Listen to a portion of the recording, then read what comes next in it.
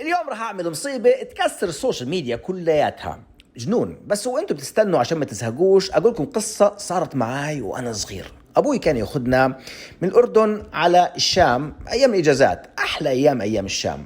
كان في قريب له عايش بمدينة الرمثة على حدود الأردن، كان يطلع معاه بسيارة سفريات جيمس، عارف الطريق وكل اللي على الطريق بيعرفوه. واحد من الوقوف يعني نقاط التفتيش ما بيعرفوهوش، كأنه واحد في مراقب جديد، وقفه قال له افتح الشنطة. قال له الشنطة ما بتفتحش، أساسا أنا قاعد 7-8 ساعات على الشنط لأنه الشنطة ما بتفتح. ما صدقوا. المهم الزلمة طلع من جيبته $20، زي ما تقول 10 أضعاف المبلغ المتعارف عليه أيامها للبخشيش. والله بيش الحال ومشونا.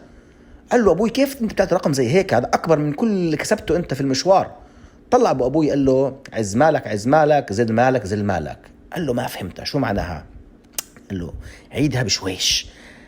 عز مالك عز ما إلك، زل مالك زل ما إلك.